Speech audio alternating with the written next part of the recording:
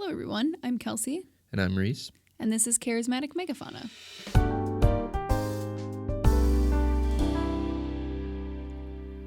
So, Kelsey. Yeah, Reese?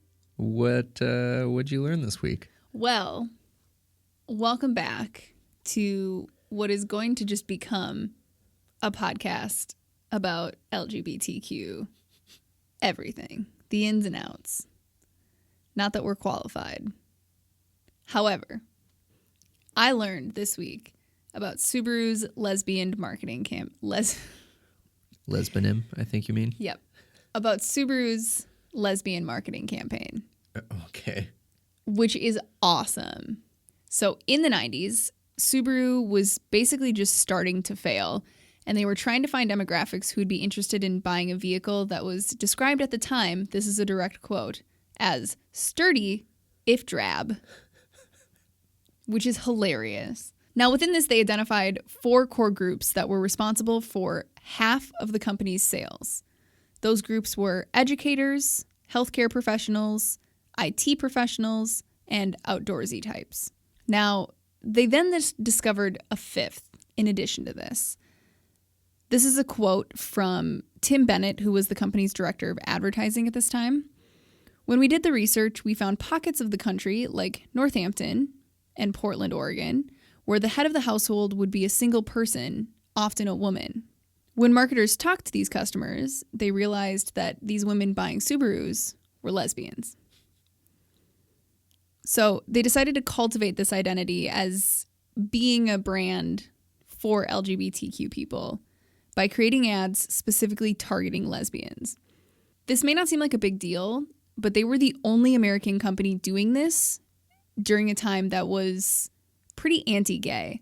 Now, I should amend that because they weren't the only company, period, that featured gay families or targeted gay people, but they were the only large company who did it on a big scale. Most of it was small local scales.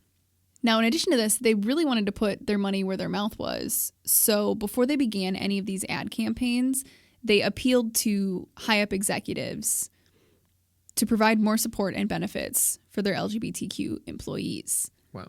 Which the executives agreed upon because, and I quote, "We've been doing that in Canada for years." That bugged me. Yeah. Because if you're already providing same-sex couples with rights and benefits in a country that neighbors one of your largest markets, why not just provide support for all LGBTQ employees? You know, Kels, you start poking holes in it. It all falls apart. So they did improve internally, and then they went external and started forming these ads. So in these ads, they wanted them to be clear that they were featuring LGBTQ couples purchasing the car, but these didn't resonate very well. So instead, they went more subtle. This subtlety is my favorite part of this article and what really cemented that I needed to talk about it on the podcast. Because in these ads, it would be a single person, usually a woman, buying a Subaru or driving away in a Subaru, and the license plates would feature subtle nods to lesbian culture. Do you have examples? I do. Awesome. One of which said Xena Lover, which is a reference to Xena Warrior Princess. Yeah, of course. Love it. Another one was P-Town, which is Provincetown, Massachusetts. Oh, yeah. Which is a huge LGBT vacation spot. I'm actually familiar. Reese, I'd like to hear your story. Yeah, so I was there with my parents, and I was in Cape Cod on a trip with my parents. We were staying at a cabin somewhere, and we went into Provincetown because it's, from my memory, basically the only city on the Cape. I think the rest of it's a lot like little bungalows and stuff.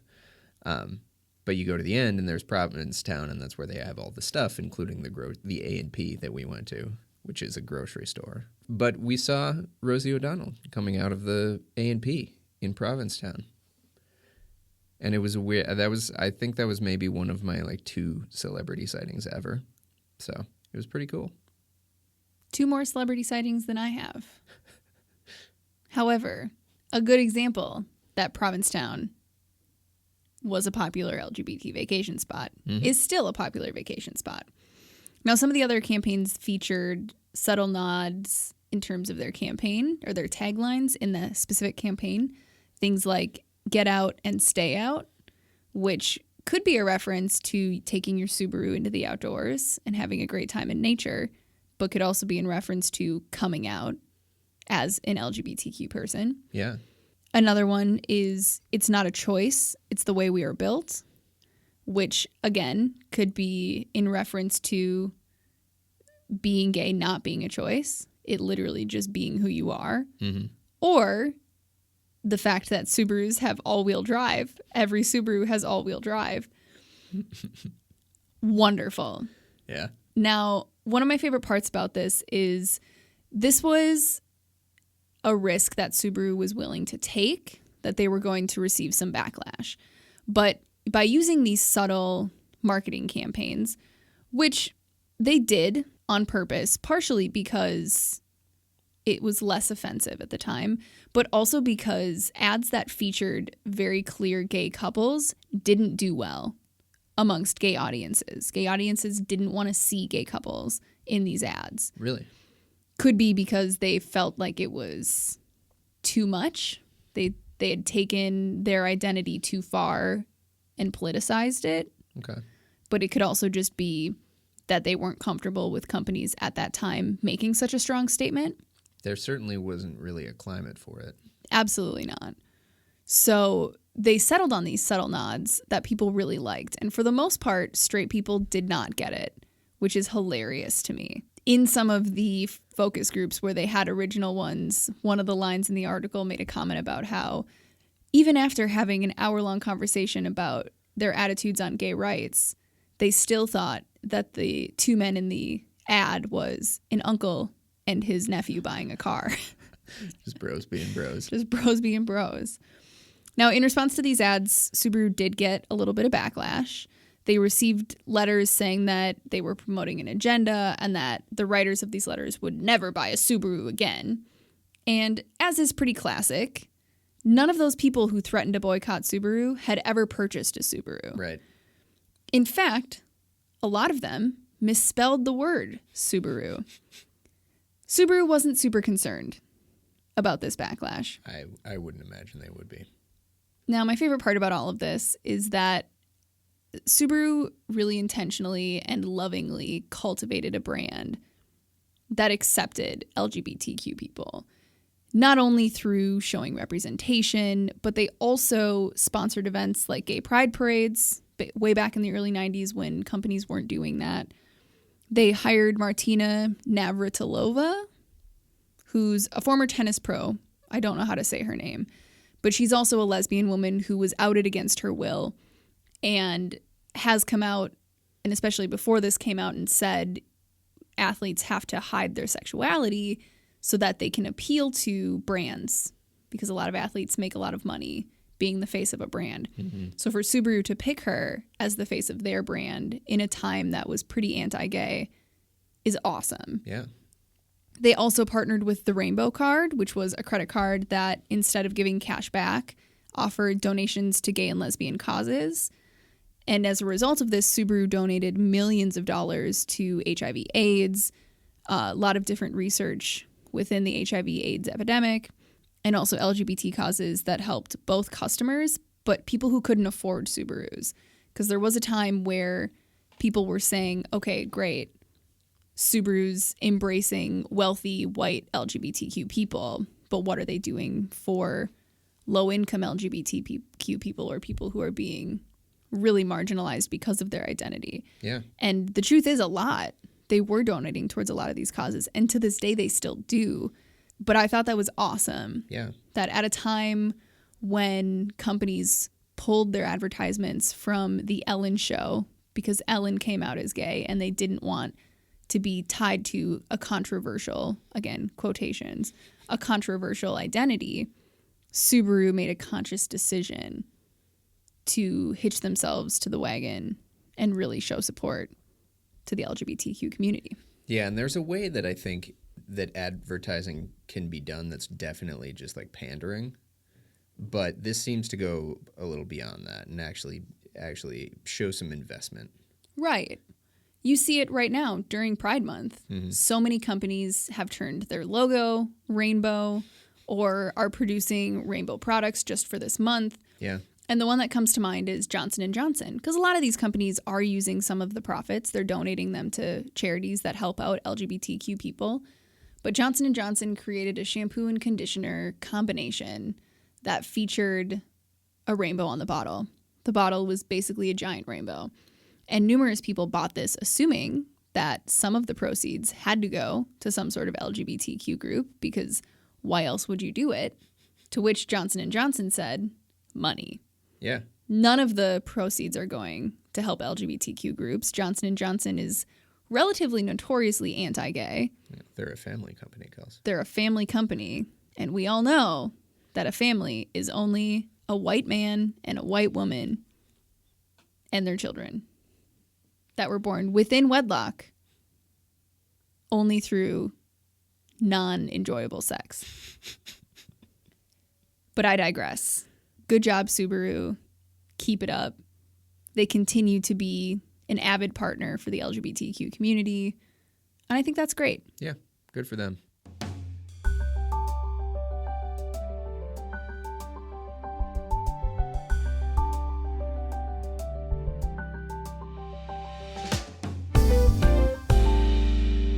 So as I said, in keeping with our theme of LGBTQ topics, today I want to talk about influential LGBTQ people throughout history, including relatively modern history. Okay.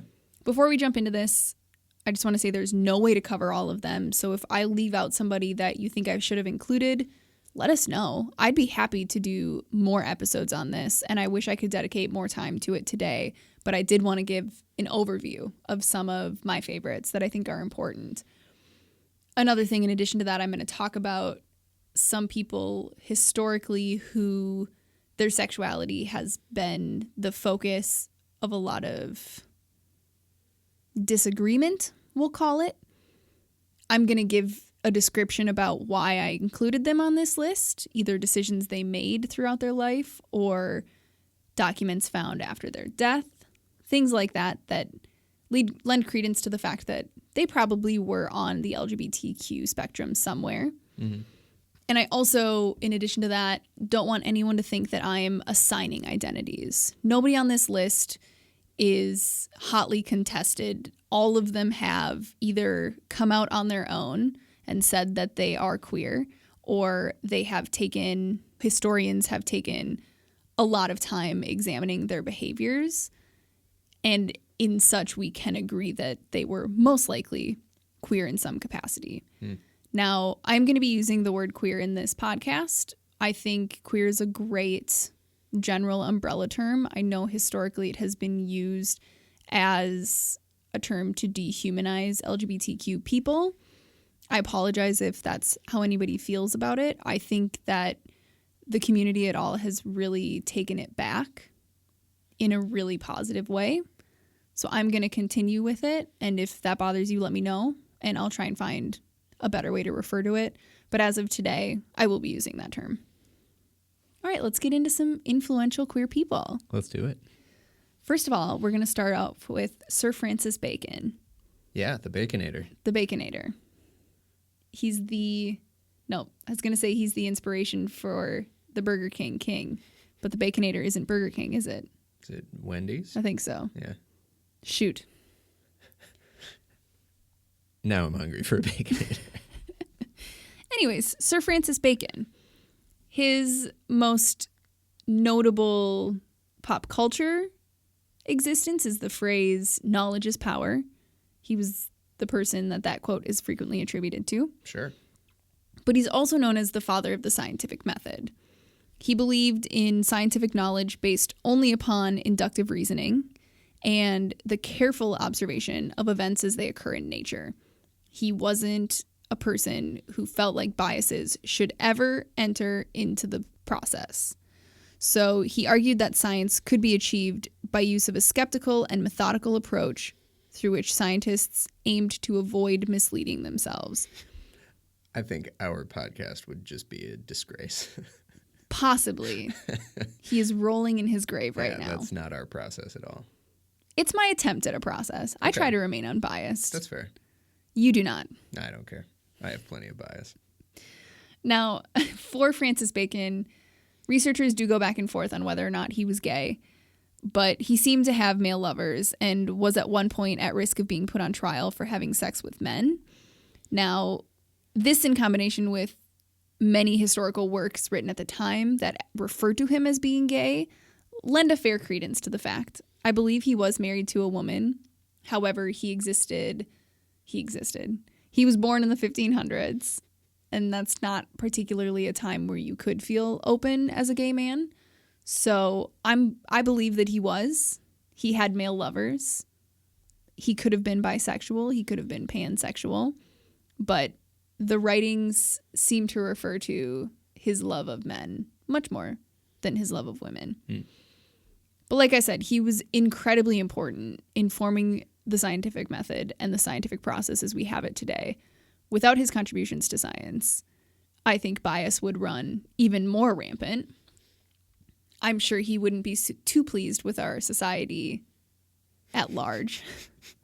No, I don't think so. But good thing he didn't have to live to see it. Lucky. Next, we're going to talk about Neil Devine. Okay. Which is going to be my drag king name. What a wonderful name. Yeah. Neil Devine was an American astrophysicist, and his work contributed to the modern theory of star formation and the prediction of meteoroid and space debris. Oh, sure. I knew the name was familiar. Yeah. He came up in my research for last week's topic. I was going to ask if you had heard of him. Yeah, I have. He was incredibly influential. He made a lot of fundamental scientific contributions towards the understanding of space, and especially space debris and things like the radiation belts around Jupiter, Saturn, Neptune, and Uranus. Yeah. Without his contributions, our understanding of that would be much less. But he also defined the dust environment around Halley's Comet and other comets, which I thought was super interesting because, of course, there's somebody interested in what the dust environment around a comet is, but that's not something that would ever enter my mind. I've never once had that thought before. No, I don't look at a comet and think, I wonder what the dust around that thing is doing. Yeah, cool. It's this big fiery rock shooting through outer space. What's the dust doing? Yeah. I'm curious to know. So I love a brain like that. Yeah. That's a very curious person. Well, and it also sheds stuff like that, little details like that shed different light on how those things behave too. Yeah, it's important work. Mm-hmm. And without Neil Devine, we might be back. We might not understand a lot of the stuff. Yeah, fair. So go Neil. Yeah. Now, Neil lived as an out gay man, so we're not going to get into the specifics of his life. But don't come at me with that. Pretty conclusive for him. Right. The next one, less conclusive. We're going to do sort of a back and forth thing where we talk about much more conclusive and much less conclusive people. Okay. The next person is Florence Nightingale. Oh. So Florence organized the world's first school for nurses. She is incredibly important in hospital hygiene and sewage treatment and regular medical practices in general. Before Florence Nightingale came along, people didn't think that you really needed to wash your hands before touching a wound. They didn't feel like keeping wounds clean was necessary. She has likely saved millions of lives by implementing sanitary practices in hospitals. Seriously. And by creating the first school for nurses to actually receive a good education where they could get consistent training as opposed to relatively inconsistent training.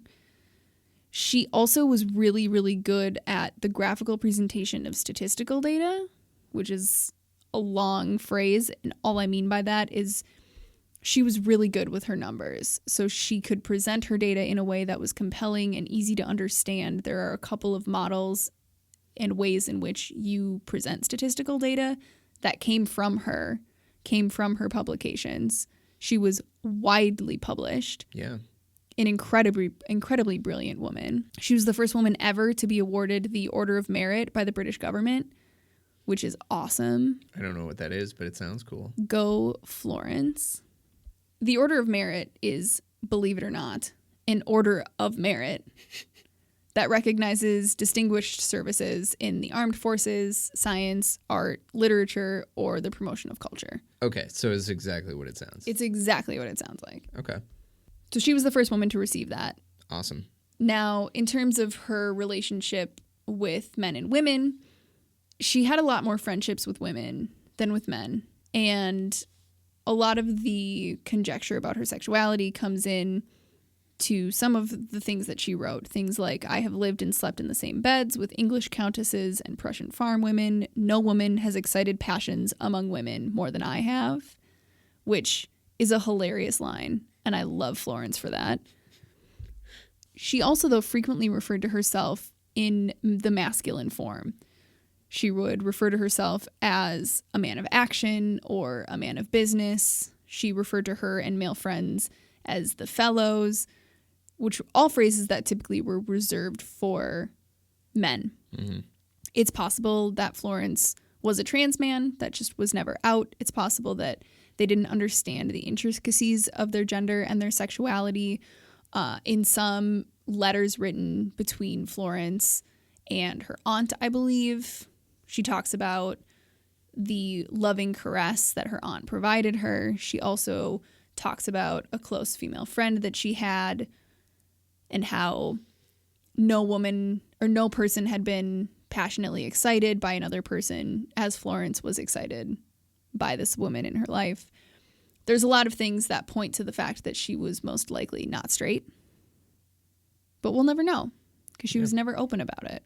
The next one is Alan Turing, who, if you have not heard of, you absolutely should have. Do you know who he is? I do. I can't think of why, though. So Alan Turing is or was a British mathematician. He is considered the father of modern computer science. Yeah. So he's credited with creating the framework and design for the earliest computers. All computers are built on his original designs and framework. He also invented the Enigma machine, which, do you know what the Enigma machine is? It was a cipher that helped to decipher secret German military code. Yes. And that's what he's more known as. Yeah, there's a movie about this. The Imitation Game. Yeah, exactly. It's all about Alan Turing, right? So without Alan Turing, we might have won World War II, but because of him, we absolutely won. His deciphering of secret German messaging contributed enormously to the Allied victories. Mm-hmm. He was an incredibly important man. In 1952, he was prosecuted in the UK for homosexual acts. So at that time in the UK, being gay was still considered a crime that you could be punished for. And he was chemically castrated in 1952 and in 1954, died by cyanide poisoning. Yikes. Some people believe it was a suicide. Some people say the methods were consistent with accidental poisoning. However, he was not living a good life at the end there. Yeah. Which goes to show that we have taken big steps since then. You know, being gay is no longer illegal in the UK or the US, although it is in some countries in the world. We still have a lot of work left, but we at least are not in that position anymore, which by no means says that what queer people are experiencing now is not difficult, especially in certain parts of the world. But it is a nice reminder that we are making progress. Mm-hmm. And people are being more supported. Yeah. The next person I want to talk about is the First Lady of the world, Miss Eleanor Roosevelt. Yeah. I have a feeling people are not going to be happy about this one. People are probably not going to be happy about Florence Nightingale. But y'all are just going to have to deal. So Eleanor Roosevelt transformed the First Lady office from a position that was basically a hostess to a platform for activism and human rights. She was a strong supporter of the civil rights movement and one of the only voices in the White House that insisted benefits be equally extended to Americans of all races. She was the first person to invite groups of Black Americans to come to the White House, which is insane to me that there were no Black people invited to the White House until Eleanor Roosevelt came along. Yeah.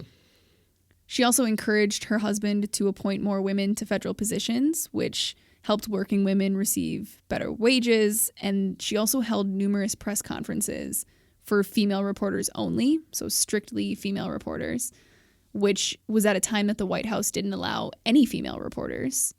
So she provided this opportunity for a lot of female reporters to be taken seriously. Again, she helped increase wages for a lot of women. She also, after her husband's death, became a delegate to the UN and was the first chairperson for the Commission on Human Rights. As the first chairperson, she helped to author a Declaration of Human Rights, is I think what they refer to it as. So she helped to pen this Declaration of Human Rights. And this created the foundation for a lot of international human rights laws and treaties. So without this, we could be in a much more bleak place. She implemented this, and it has resulted in a lot of countries either enacting laws based on human rights or countries refusing to do business with other countries if they don't follow this Declaration of Fundamental Human Rights. She has done so much, or she did so much, for women, for people of color, for anybody around the world suffering from human rights violations. Mm-hmm. She was also probably bisexual. So FDR had at least one, if not numerous, affairs, which is well and highly documented. Yeah. One of which was with a good friend of Eleanor Roosevelt's. Not that that makes it any less or more insidious, but it makes me more mad. It kind of makes him more of a dick. Yeah. So she really fell out of love with her husband, which is, again, pretty historically agreed upon. She still cared for him. She still supported him in his policies and through political action. But they were not very close after his numerous affairs. Now, after her death, her family tried to suppress letters between her and a close lifelong friend whose name was Lorena Hickok. In these letters, Eleanor talks about her desire to wrap her arms around her and kiss her, and waking up in the morning and kissing her picture good morning, her friend Lorena, which is pretty conclusive to me. That's not a just gals being pals thing. I read a couple of articles that said that they never talked about anything besides hugging and kissing. So who's to say that there was more of a sexual relationship than that? But I have to be honest, with my female friends, I do not wake up and kiss their pictures. I don't keep their pictures on my nightstand. Eleanor also wore a sapphire ring that Lorena had given her to her husband's inauguration. They were very close. It's also well documented that Lorena Hickok was a lesbian woman, and she frequently said that she was in love with Eleanor Roosevelt. It's pretty conclusive to me. Yeah. My favorite description of a reason why Eleanor was probably at least bisexual is that she had a lot of lesbian friends. I don't feel like that's conclusive enough.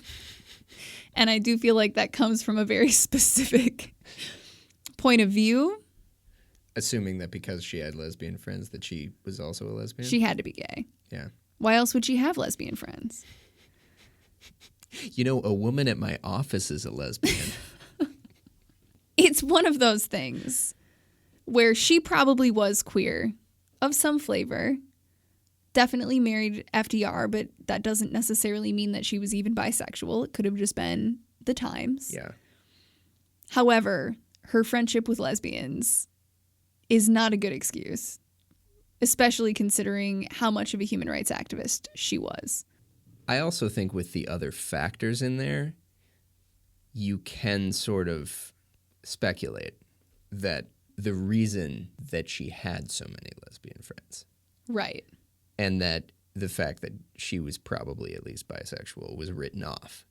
And they were just like her friends. Right. Quote unquote her friends. Right. As a standalone, having LGBTQ friends does not make you LGBTQ. Right. But when looking at all of the information together, it does lend some credence. Right, yeah. I played Eleanor Roosevelt in a presentation, I guess you could call it, when I was in 3rd or 4th grade. Did you? Where I dressed up as her, talked about her life as if it was my life. And I hit on this, and that was not appreciated. You touched on her relationships with women? I touched on her relationships with women, didn't make any conclusive statements, but 9-year-old Kelsey in a conservative town did discuss Eleanor's close relationships with women. What grade was this again? 3rd or 4th. So I was older than 8, but... That sounds about right. Yeah. We're just going to keep on trucking, because once I started to go down this path of finding influential queer people, I couldn't stop. Next, we have Alan Hart, who was a prominent figure in the fight against tuberculosis, which at his time was the leading cause of death in the United States. It's the point where there were tuberculosis hospitals where people just sent their family members to die. Thousands of people died. Millions of people died. I don't know the number. Yikes. But he pioneered the use of X-ray photography in tuberculosis detection and really helped to implement TB screening programs that, like I said, saved thousands of lives, if not more, and helped to address the epidemic that was tuberculosis.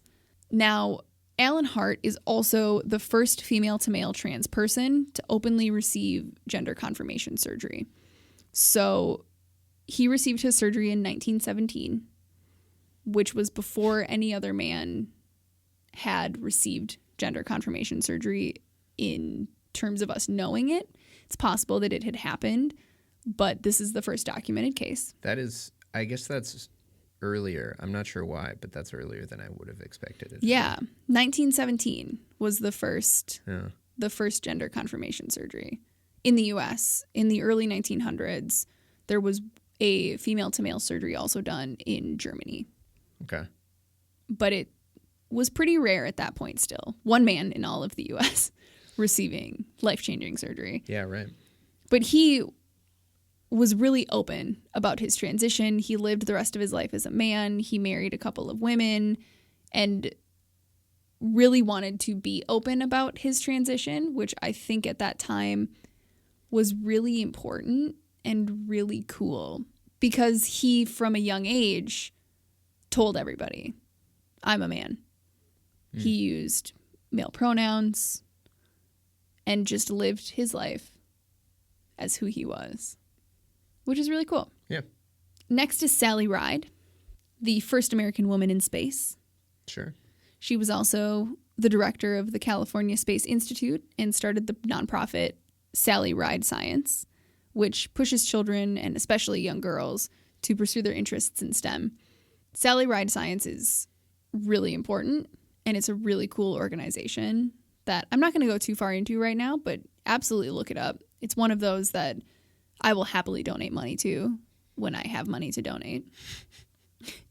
But Sally Ride was one of my heroes as a kid. I never wanted to be an astronaut, but seeing women doing things like that was so cool and made me realize that I had options in terms of what I wanted to do.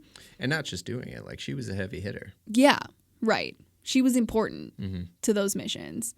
So that sort of representation was really cool to see on TV, her being very gung-ho about getting more children interested in the STEM sciences. Go Sally Ride. Right. May she rest in peace. Now, our next two are Sarah Josephine Baker and Louise Pierce, who are both doctors, and they made huge contributions to public health. So Sarah Josephine Baker devoted her career to fighting infant mortality in New York, and she focused her attention on the poorest neighborhoods, helping to implement, for a time, the lowest infant mortality rate in all of the U.S. I believe it was in the 1910s. She focused on these neighborhoods that were underserved, and she really just did her best to make sure they were getting as much possible care as she could provide for them. Louise Pierce helped to develop a treatment for African sleeping sickness, which was deadly. She was sent to the Congo, I want to say, and the person who sent her basically said any other woman without Louise Pierce's tenacity would not survive the inhospitable environment of the Congo, which paints a picture of what Louise Pierce was probably like that I love, because she probably took no shit from anybody. Yeah. She went and she solved African sleeping sickness, and then she came back and lived in the U.S. The reason I grouped these two together is because they lived together with author and screenwriter Ida A.R. Wiley, who, as a group, they reportedly self-identified as women-oriented women, which could have been a more safe way to refer to a lesbian. Instead of saying, I'm a woman who is sexually attracted to other women, it was, we're woman-oriented women. What is the other possibility there? Like, what would the other implication be? I don't know. But it's a little bit softer. It's using softer language that is a little less inflammatory. Now, these three women were all members of a society or a group called Heterodoxy, which was a feminist luncheon club whose members were largely made up of lesbian or bisexual women. I do not know if Heterodoxy is still an organization, but I kind of hope it is, because what a fun organization. When was this? This was, I believe, in the early I know it was in the early 1900s, but I don't know exactly when.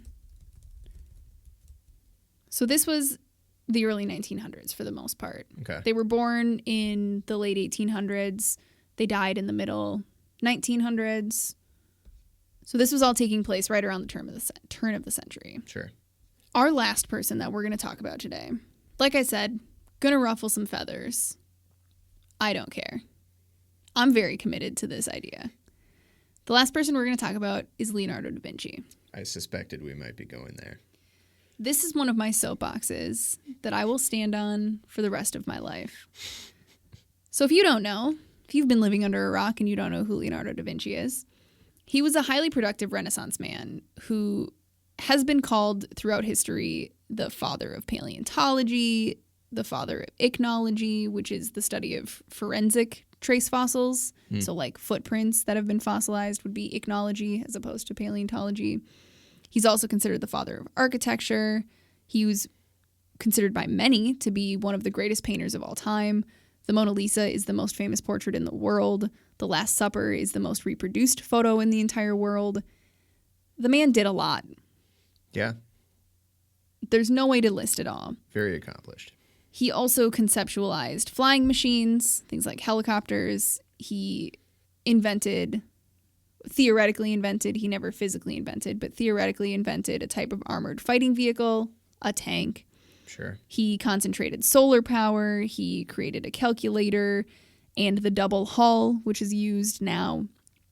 And very few, like I said, of these were possible to produce in his lifetime, but his drawings and his conceptualizations have been used as the blueprints, or at least the basis, of a lot of things in our modern culture. Like I said, I didn't want to focus too heavily on the intricacies of these people's sexualities. Instead, I wanted to focus more on their contributions and why they were incredibly important. However, we're going to get into Da Vinci a little bit, because it's a little hairy, and I want to talk about it.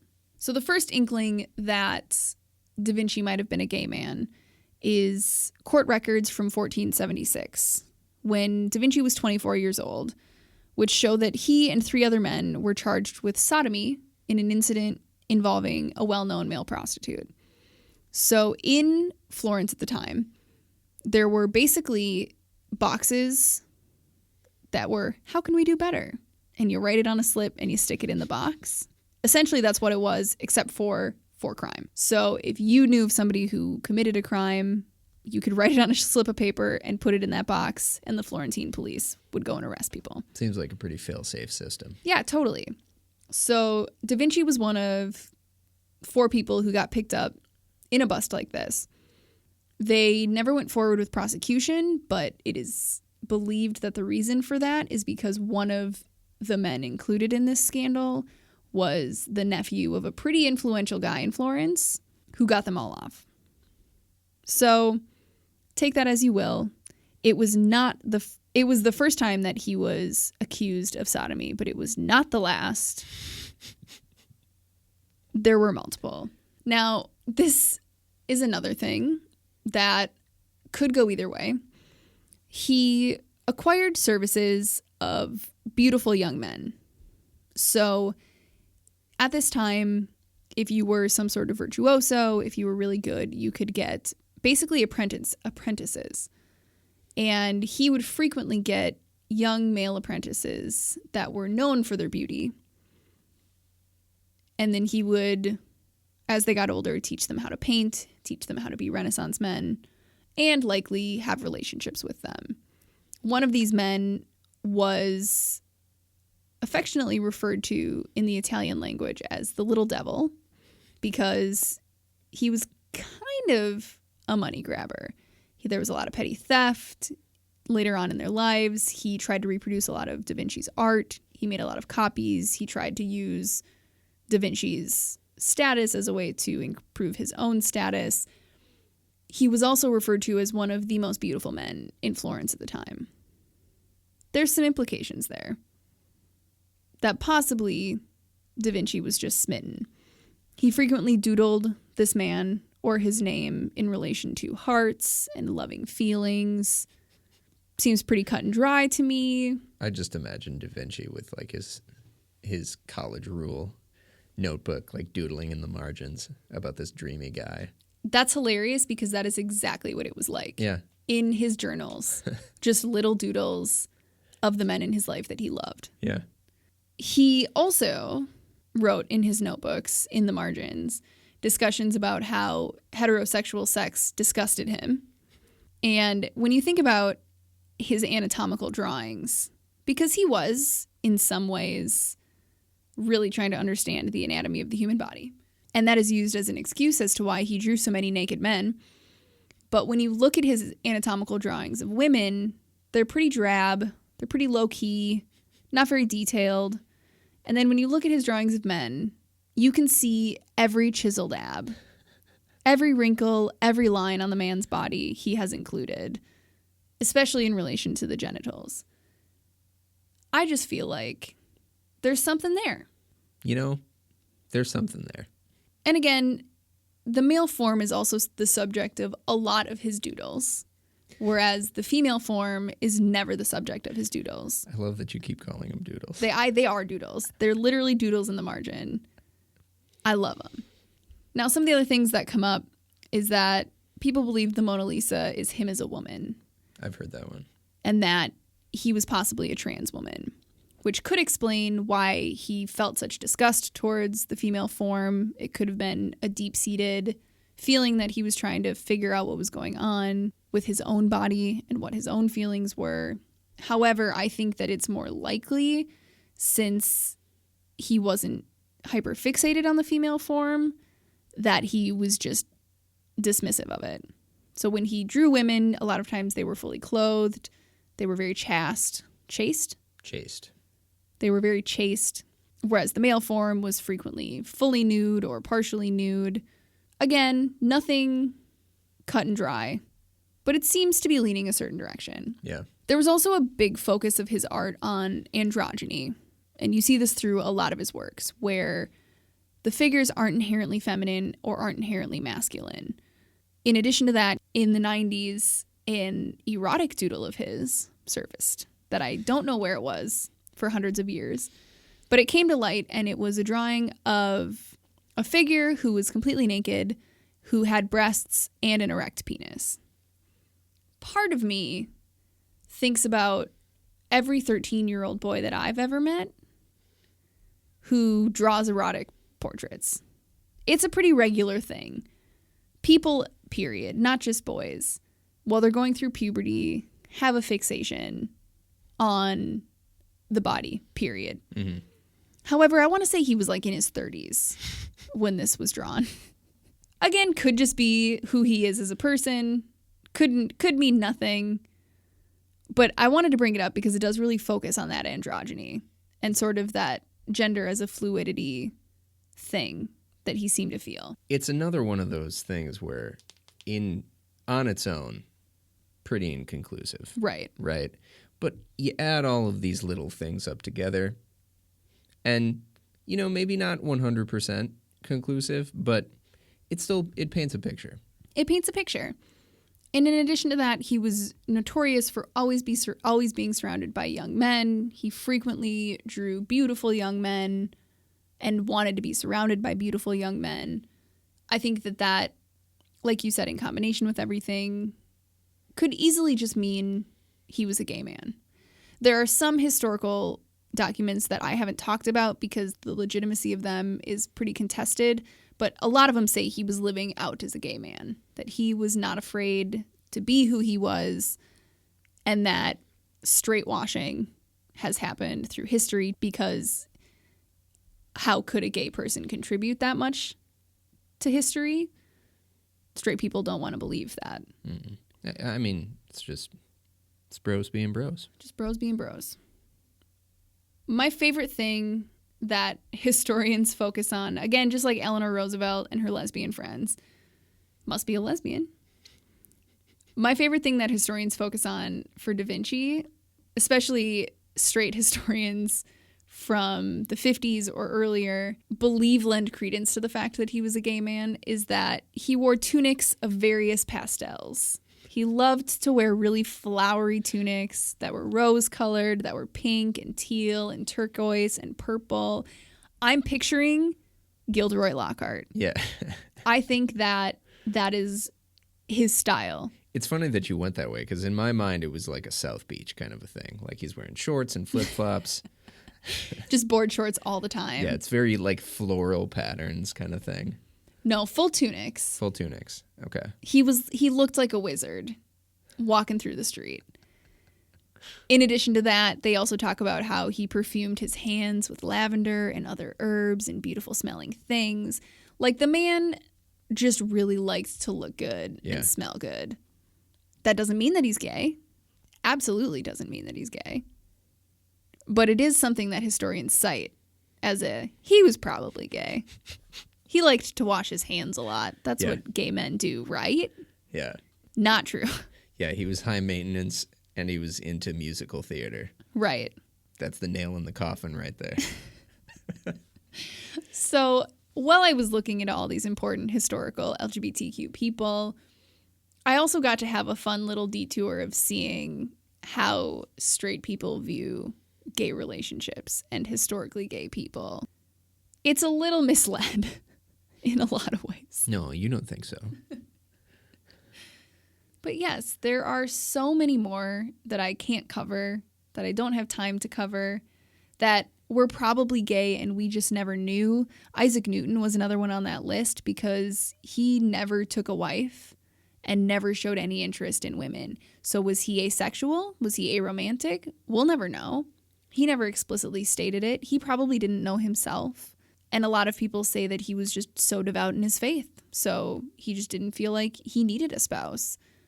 But I think everything's more complicated than what we are led to believe about history. Yeah, there's a lot of societal pressures that contribute, especially in environments like that. Not that that isn't true anymore, because it certainly is, but especially back in the olden days. As we say. Yeah. There's a lot more specific types of societal pressures. I would agree with that. I also think that this has been really fun for me because it reminds us that we can look back at history with these rose-colored glasses and we see the achievements that people went through, but we don't think about their day-to-day lives and what that looked like and how frustrating or fulfilling or just passionate these people were. Not only about their works, but about their interpersonal relationships, about their sexuality and their gender. And it can remind all of us that we are still living that way. Yeah. Well, and those things aren't separate either. I mean, that's a very humanizing thing, that these are all motivating factors for those individuals as people. And you can't, looking back on history like that, you can't pick and choose. Right. You shouldn't pick and choose. You can. Clearly, we've done a pretty great job of that, actually. Right. But you shouldn't, because it's not. Then it takes it out of context of these achievements, of these very real, tangible people in an environment, and it just puts it on like this really sort of beige backdrop of history. And everybody hates that. Yeah, it's boring. As we sit in a beige room, we are reminded that we need color in our lives. We do. Yeah. So shout out not only to historically queer people, but also to the institution 500 Queer Scientists, which is highlighting queer and ally scientists right now who are currently contributing to science. It's also about to be LGBT STEM Day on the 5th of July. But just a reminder, we're everywhere.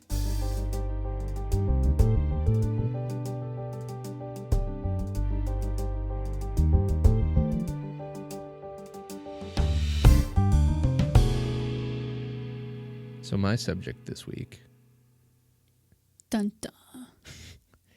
is the Flat Earth Society. Yes.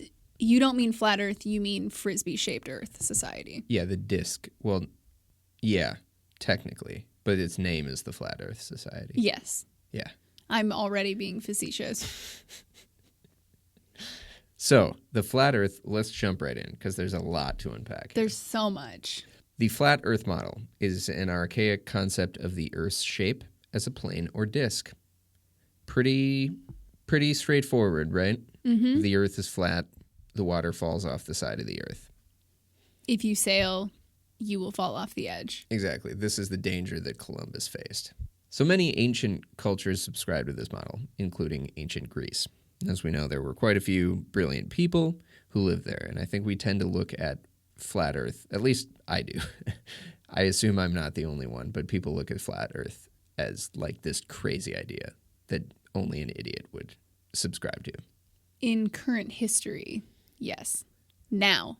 Yeah. If you believe it now. Well, it's one of those ideas that just like seems so silly that even sometimes when I'm thinking back into history, I'm like, how could you simpletons believe that? Which is obviously a really ignorant thing to think. But this is, in these cultures, it was very commonly accepted. Here's the thing, though. Let's take a look at ancient Greece. Not exactly the pinnacle of everything. No, but this is one of those. This ancient Greece was like firmly in the center of flat Earth. Right. Like they believed it. Even so, Pythagoras proposed the concept of a spherical Earth pretty early on. And Aristotle basically provided empirical evidence of a spherical Earth by approximately 330 BC.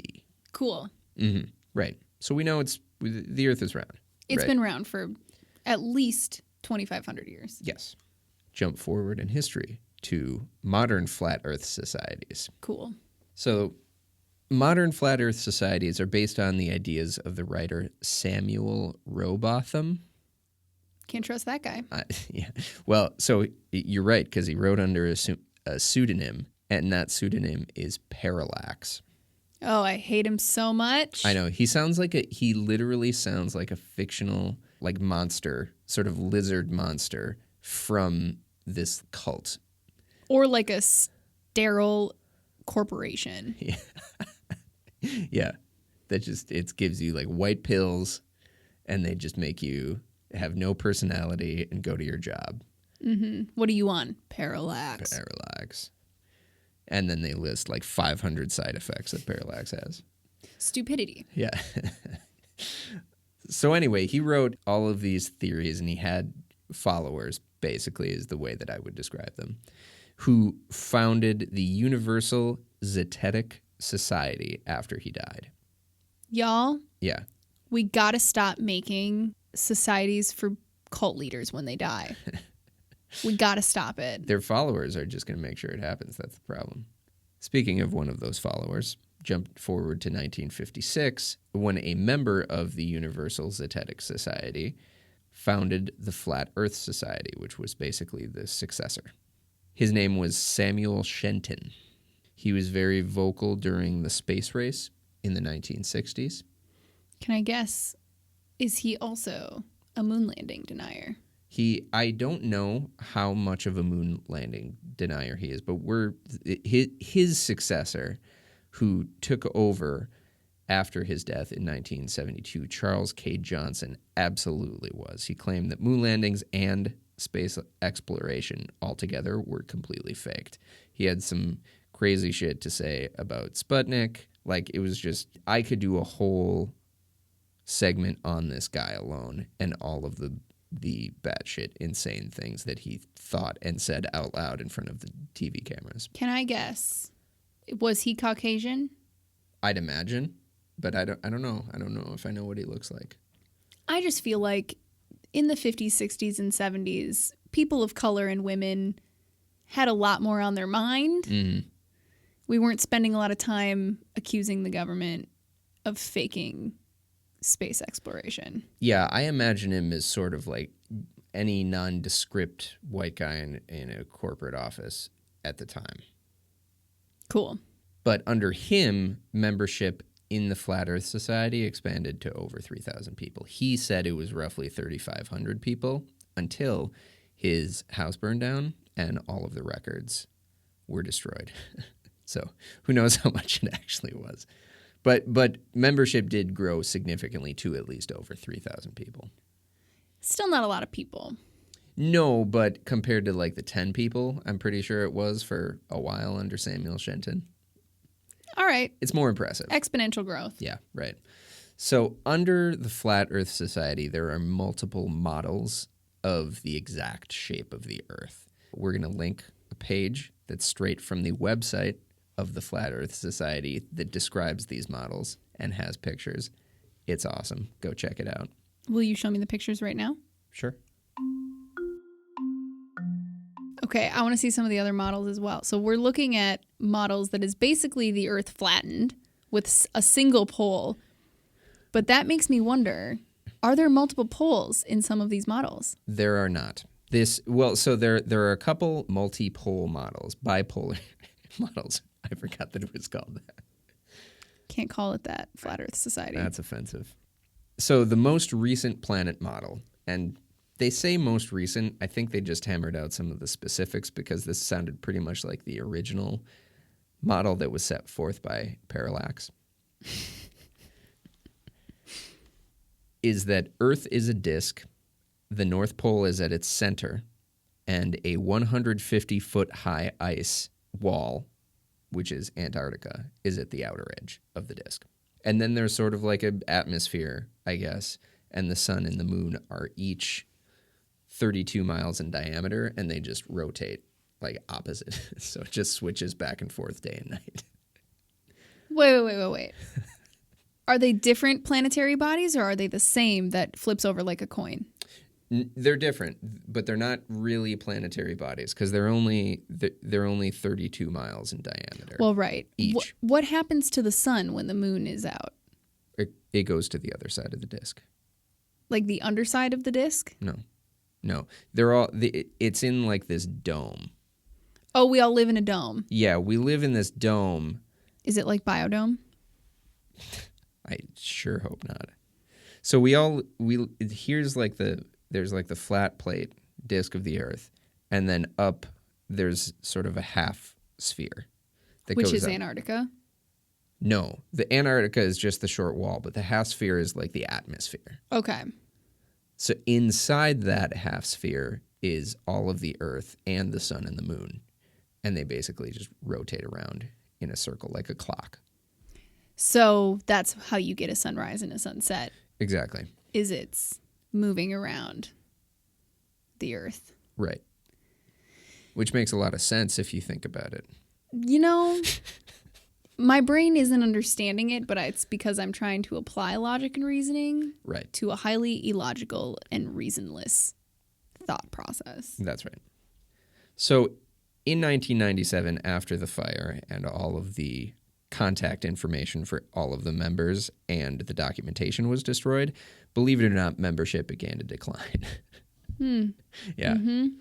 But don't worry, because it was resurrected in 2004 based around web forums and officially relaunched with a website and a wiki in 2009.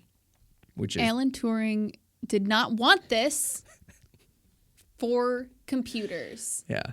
He wanted intelligent people to further their knowledge, not for stupid people to further their stupidity. Right. Well, I'm putting a lot of words in Alan Turing's mouth. you are. Mm-hmm. That's okay.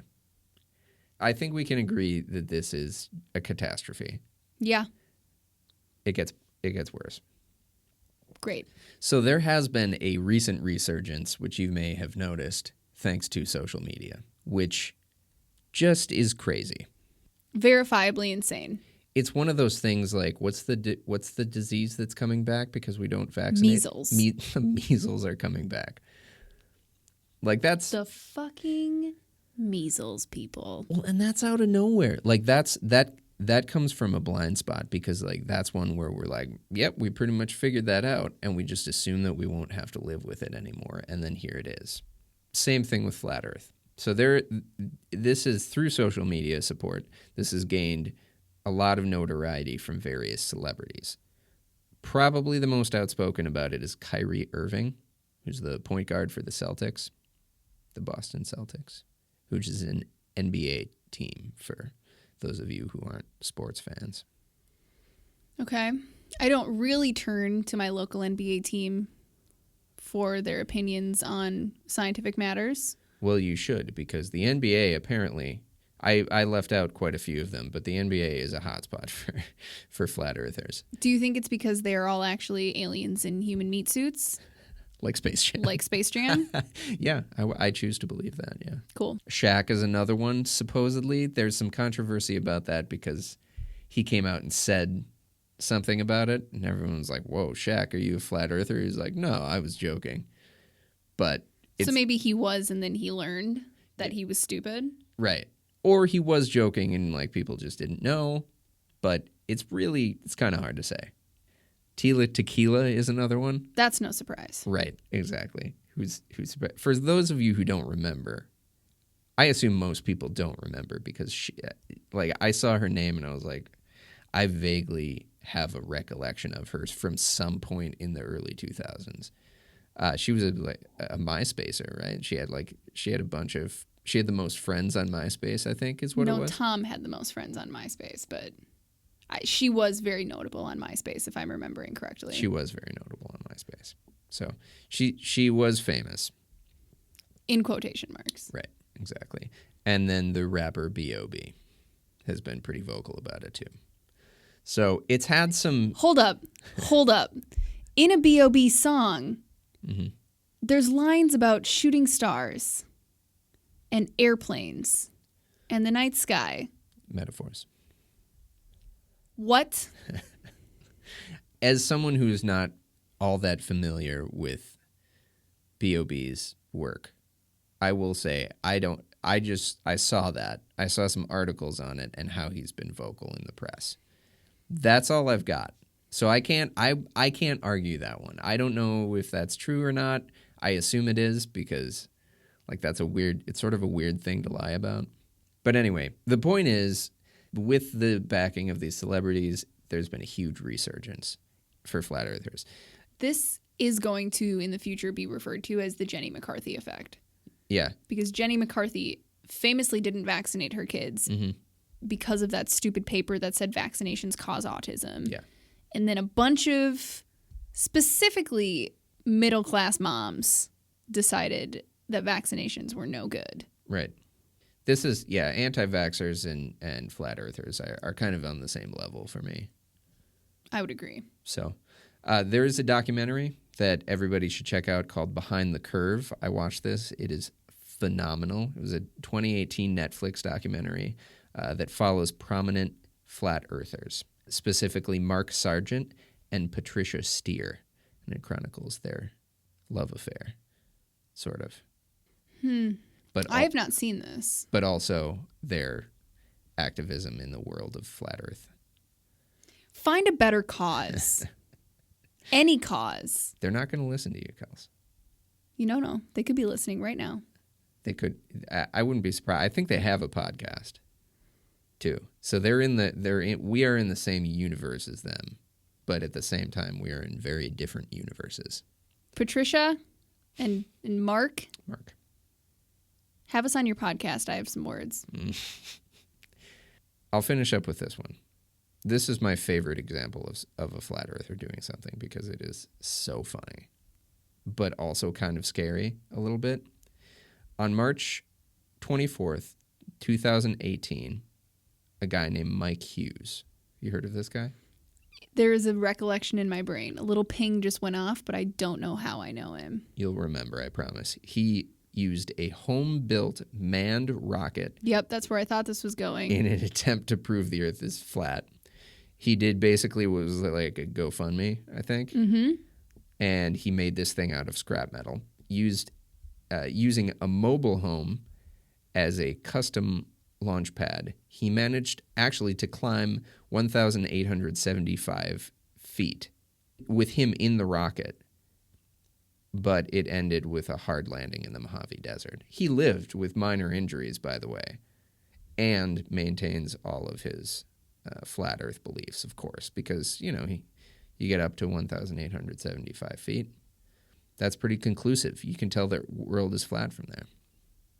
Or you can see almost nothing in comparison to the rest of the world. Right, through the cracks in your scrap metal. Well, that too. Yeah. But it's just... That man could be doing such incredible work if he was not building rockets in his mobile home. That was not my takeaway at all. What was your takeaway? My takeaway for this guy is that crazy people like this shouldn't be able to get their hands on materials to build their own rockets. And the reason that he is because before he came out as like a flat earther, he had like $300 through the GoFundMe, but then he vocally supported the Flat Earth Society, and flat earthers rolled in and basically funded this rocket project. That's manipulation. I'm not sold that he's a flat earther anymore. He really just wanted to build a rocket. Yeah, that crossed my mind too. Nice. But like I can support that. Then he made it to 800 or 1,800 feet and crashed in the desert. Something tells me he's not, forgive the pun, a rocket scientist. Yeah, I mean, in some ways, strictly defined, he is a rocket scientist. But in other ways, strictly defined, he is not. Yeah. I've never made a rocket, so I can't claim to be a rocket scientist. I made one of those toilet paper tube ones. Well, yeah. Am I a rocket scientist? Yeah, I've done one of those too. So I guess we're all rocket scientists. If you went to 4th grade and had a science class, you're a rocket scientist. Congratulations. According to this scale, which is, of course, a sliding scale. Wow. Yeah. Also, 1,800 feet, not that far. No. Not really that far. A controlled explosion. That's all a rocket is, but... And that's, I think, to put this into perspective, that's lower than most airplanes, like most commercial airplanes. Yeah. Much lower. Like half the distance. If that, less than half the distance. I thought commercial airliners were like 10,000 feet. I thought it was more like 5. Could be. Still, nowhere near even the planes. No. Honestly, not even really the clouds most days. No. Again, I say, your view doesn't change all that much at 1,800 feet. No. You're seeing the same thing, just from a little further back. You're just mad because he broke the conspiracy down. He saw the Earth is flat. Yeah. So what do they think of in terms of planes? Like, do none of them fly anywhere? Because you can see that the Earth is curved from a plane.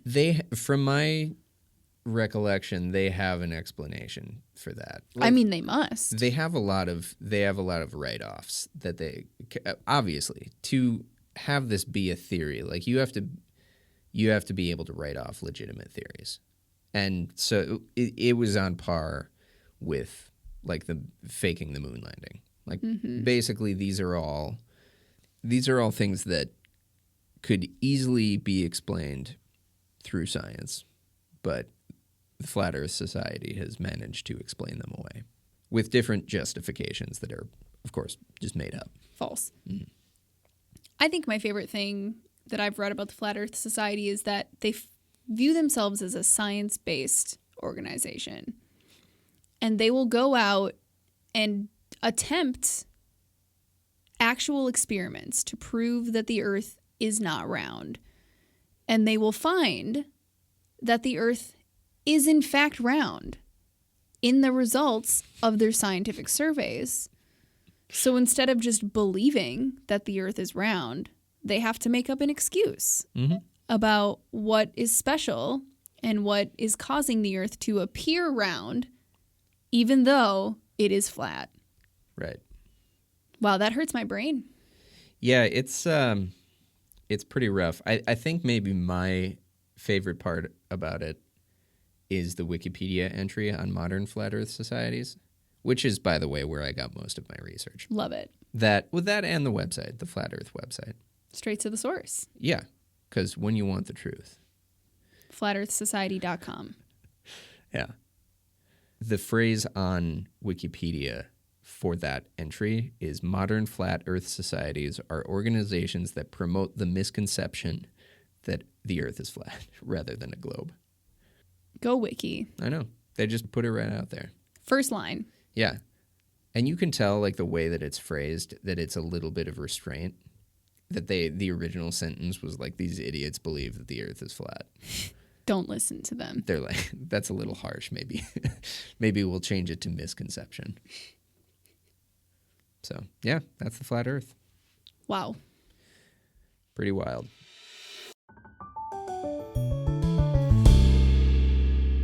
So Reese got humanitarian again for our uplifting news section. Reese, will you roll your D20? I will. I got a 9. A 9.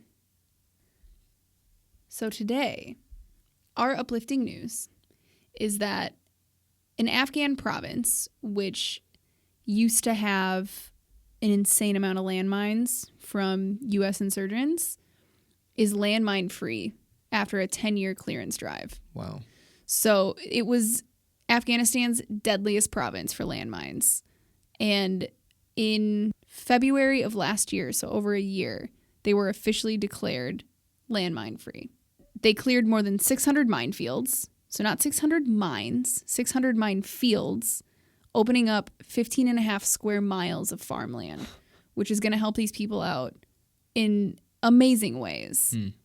60,000 people, many returning refugees to the area, are housed in new city districts that are built on this cleared land. So a lot of people are able to return to their homelands, to areas that they want to be.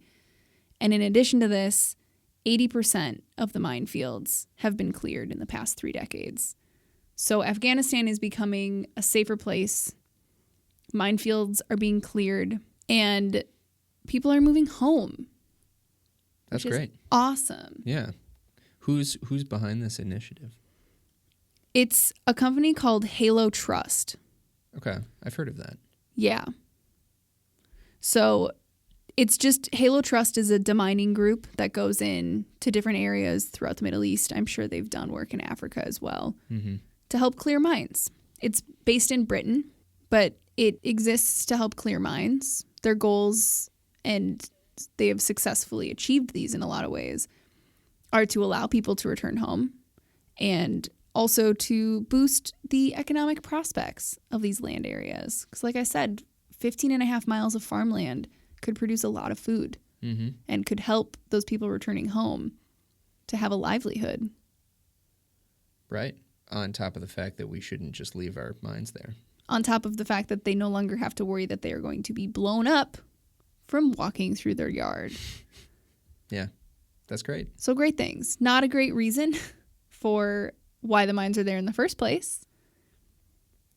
But it's people helping people, which I love to see. Yeah, that's fantastic. So yeah, congratulations to Afghanistan and the deadliest region now being safe. Well, as always, I'm Reese. And I'm Kelsey. And this is Charismatic Megafauna.